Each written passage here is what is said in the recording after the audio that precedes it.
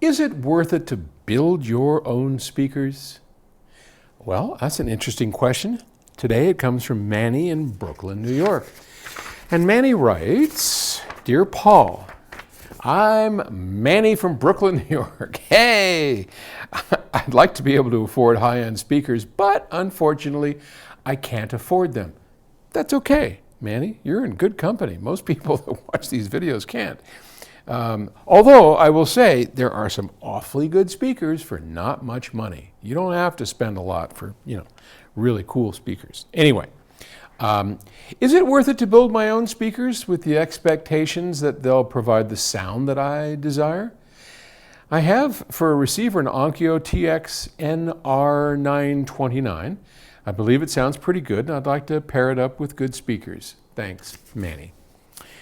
Well, as with everything, Manny, much depends on what your expectations are. You've got an Onkyo receiver. It's okay. I think you could do better if for not a whole lot of money. But let's just say you stick with that and you take Paul's advice, which is always start with the speakers. Now, here's the speakers we're working on. This is the original prototypes of our AN3 loudspeakers after Arnie Nudell. And we are in the process of completely revamping these. I mean, we're going to have everything. Our new designer, Chris Brunhaver, has redesigned everything, every single driver. I mean, whew.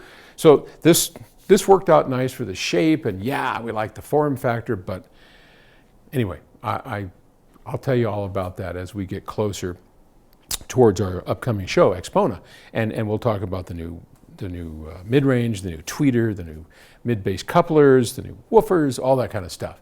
But if you want to get yourself a box, get a driver, here's a woofer and a tweeter, and throw them into a box. There's plenty of places you could do that, like Madisound, Madisound.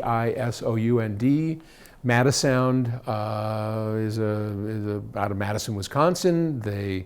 They sell speaker cabinets, they sell drivers, they sell kits, they sell crossovers, so you can just assemble it yourself. I'm not sure how much money you actually save, because you can, for hundreds of dollars, $500, $400, you can buy a pair of pre-made ELAC speakers that are terrific. I mean, for the price, whoo!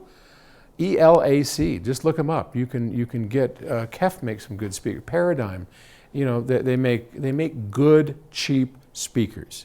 And my guess is they probably are going to sound better than whatever you're going to cobble together. But if you want a fun project, and let's say you really want to go cheap, go to Parts Express or Madisound, buy yourself a woofer, a tweeter, and figure out how to do a crossover. It's not hard. Bang out a box from Home Depot.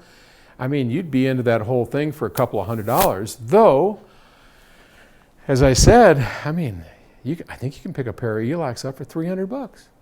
So is it really worth it? Probably not.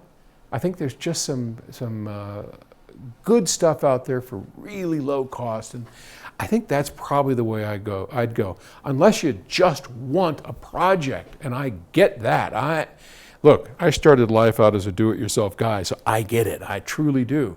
If that's what you want, those are good resources for you to go explore. But if you just want a good pair of speakers for cheap, there's plenty out there. Email me if you want. Okay, take it easy.